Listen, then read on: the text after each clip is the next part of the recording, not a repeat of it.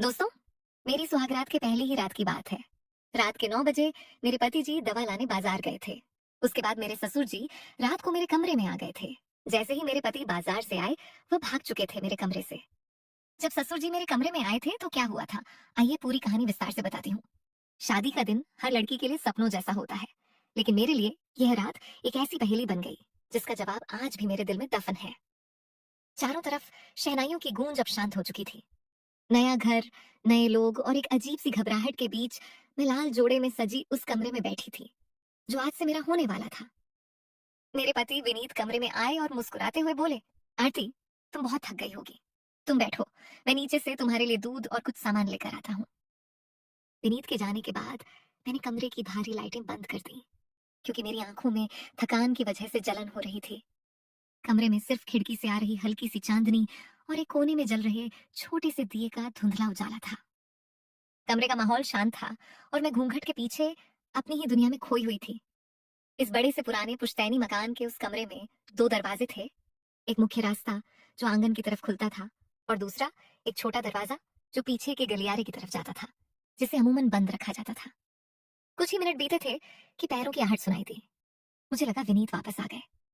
कमरे में अंधेरा होने के कारण मुझे सिर्फ एक साया सा नजर आया। वह साया चुपचाप मेरे करीब आकर बैठ गया। मैं शर्म के मारे कुछ बोल नहीं पाई।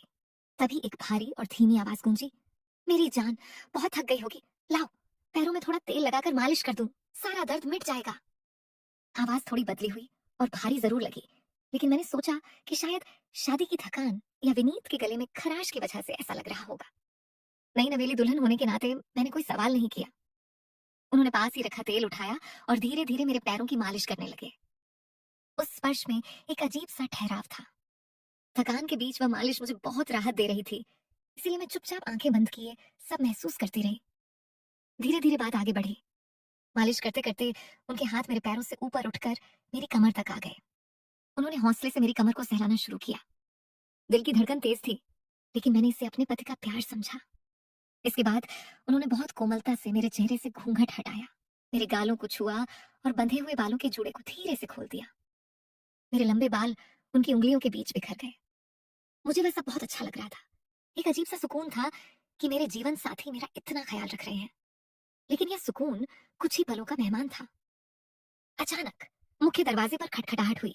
बाहर से विनीत की साफ और तेज आवाज आई, आरती, आरती, दरवाजा खोलो, मैं सामान लेकर आ गया। अंदर से कुंडी क्यों लगा ली? वह आवाज सुनते ही मेरे पैरों के नीचे से जमीन खिसक गई। अगर विनीत बाहर थे, तो मेरे पास अंधेरे में बैठा यह शख्स कौन था? मेरे दिमाग में बिजली सी कौन थी? इससे पहले कि मैं डर के मारे चीख पाती या कुछ समझ पाती, मेरे पास बैठे उस शख्स ने तेजी से अपना हाथ हटाया।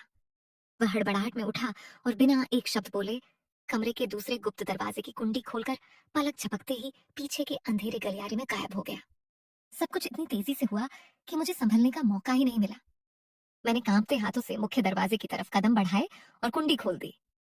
विनीत हाथ में सामान लिए मुस्कुराते हुए अंदर आए और बोले, अरे, इतना अंधेरा क्यों कर रखा है? उन्होंने तुरंत दीवार पर लगा स्विच दबाया और पूरा कमरा दूधिया रोशनी से नहा गया। रोशनी होते ही मेरी नजर सबसे पहले कमरे के दूसरे दरवाजे पर गई, जो आधा खुला हुआ था। और तभी उस दरवाजे के ठीक बाहर गलियारे के मोड़ पर मुझे एक परछाई दिखी। वो मेरे ससुर जी थे, जो जल्दबाजी में अपने कमरे की तरफ बढ़ रहे थे। उनके हाथ में वही तेल की शीशी थी। उन्हें देखकर मेरे होश उड़ गए। मेरे पूरे शरीर में एक सिहरन दौड़ गई। जिस स्पर्श को, जिन बातों को मैं अपने पति का प्यार समझ रही थी, वो दरअसल मेरे ससुर जी का धोखा था। अंधेरे का फायदा उठाकर उन्होंने मर्यादा की सारी दीवारें लांघ दी थीं। मेरा सिर चकराने लगा, आंखों के सामने अंधेरा छा गया और मैं वहीं बेड पर बैठ गई। विनीत ने मेरी हालत देखी तो चिंतित होकर पास आए। आरती, क्या हुआ?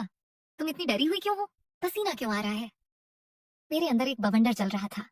एक तरफ सच था, जो अगर मैं विनीत को बताती तो वो इस हंसते खेलते परिवार की नींव हिल जाती।